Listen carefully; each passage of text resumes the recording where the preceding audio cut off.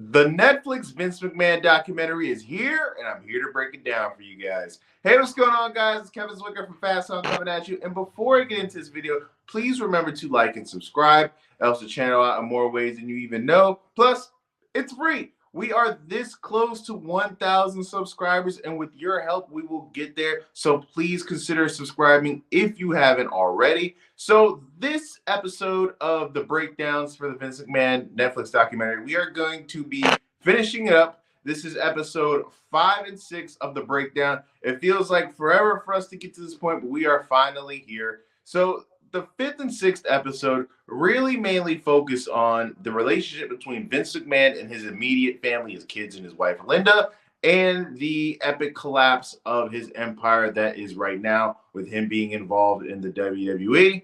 So episode 5 starts with the Triple H and Stephanie McMahon relationship finally blossoming, and we're getting to the point to where they're getting to a real relationship in real life.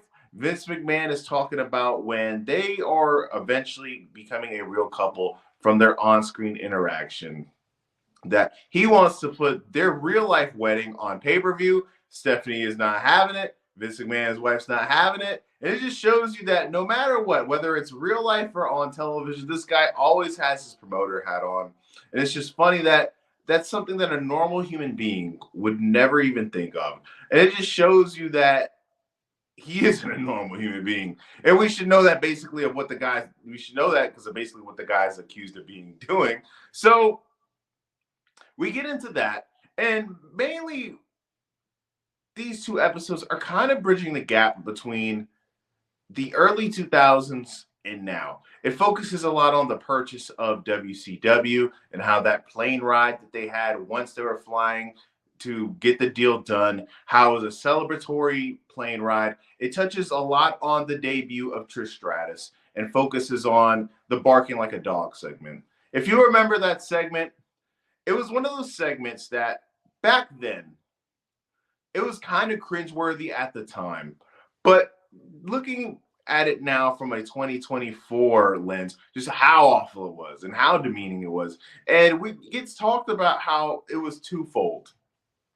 That Vince McMahon was able to show off how terrible of a guy he was in front of that crowd and get that heat, but he was also being able to satisfy that crowd by having Trish Stratus stripped down naked. So it was just this diabolical mess of a segment that got everybody riled up, because at that time, as we know, wrestling was this boys' club. It was this thing where we didn't really want women involved. We didn't want women to like it at that time. It was just this rowdy boys' club thing. And it's gotten to the point now where we're finally at a situation where wrestling is for everybody. But as we all know, it wasn't then. They get to talking about Hogan returning to face The Rock at WrestleMania. In my opinion, that is the best wrestling match of all time. Not from a tactical standpoint, not from a moveset standpoint, but just from the fact that you have two guys, two all-time great guys who, in my opinion, are on the Mount Rushmore of wrestling, just not even having to touch for a few minutes and having the crowd go wild. It is such a magical match. It's a match that, like, if you really sit and think about it, right? If this match would have took place during the COVID lockdown era, it would be talked about this. So it just kind of emphasizes how important crowd work is when it comes to wrestling. So, like I said, that is my favorite match of all time. I think it's the greatest wrestling match of all time. We get into the relationship between Shane and Vince. And just like how real life is, and we see it all the time, relationships kind of go in cycles, especially in family. The relationship that Vince has with his son is very similar to the relationship that his dad had with him.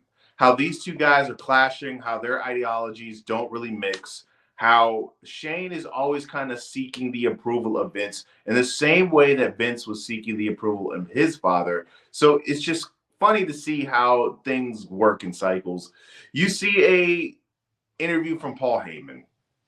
At this point in time, Vince and Shane are really not getting along creative-wise. Shane wants Vince to kind of step out. He wants to take over. He said this is his time. And we see Paul Heyman with his suit, open up his suit jacket, point to a part in his chest and saying, if you want this bad, this is the spot that you need to stick the dagger in. If you need it, if you want it, that's what you're going to have to do to get this idea passed. And if you are not able to stick me in this dagger, that shows me that you're not man enough. And that is also something that I need to stick into consideration. And if you want this so bad, then buy me out like my father did, or take me out the way that I would have had to take my father out if I wasn't able to get my ideas passed and my vision passed. And it leads to eventually Shane departing for the company. If you guys didn't know this, they touched upon it a little bit. Shane urged Vince to buy the UFC. Vince McMahon didn't want to buy it because, unlike the WWE, UFC fights are predetermined. A lot of UFC fighters have a shelf life. You can't really do what WWE is able to do. If they really wanted to, they could pass the Undertaker character down to somebody else, or the Triple H character down to somebody else. You can't do that in UFC. Once a fighter loses, a lot of luster is gone. So he didn't really like that idea because that's really not what they do. You get into the Chris Benoit incident, and this is kind of an eye-opening interaction that you see from Vince and all the fellow wrestlers. As we know, back then we didn't know much about concussions. It's still at a foggy point now that we don't know as much about concussions as we probably should, but at least we acknowledge it right now that it's a real thing.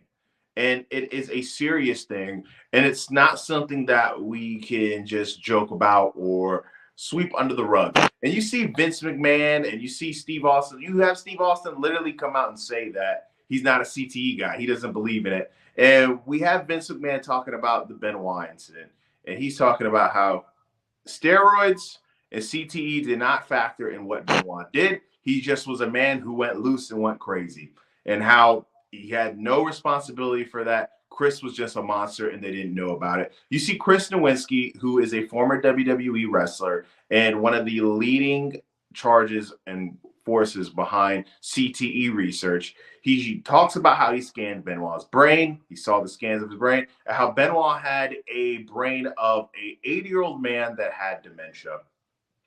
If you know the story about Benoit, he also had what I believe was an enlarged heart. So even if that incident with his family didn't occur, he really only had about like a year to live, just based off of how his heart was so messed up, from all the years of steroids abuse and all of that. So either way, we would have seen the demise of Benoit relatively soon. It's just awful that his family had to be included in that.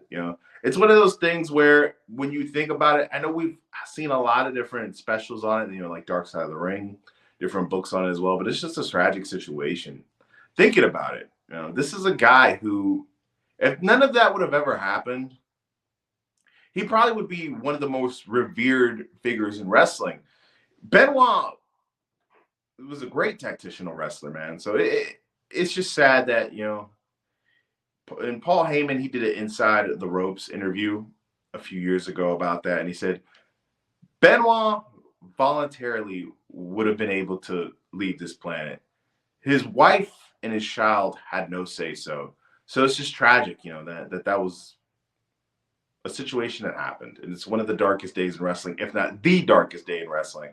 So episode 6 transitions into Shane's return to the company and how he was blown away by the response and how he had his match against The Undertaker at WrestleMania, and him and Vince, they finally hug and embrace, and Shane is talking about how he earned that hug, and you see these two getting too very emotional and how much it meant to him. And we get a little peek into the battle of the billionaires, his match with Donald Trump.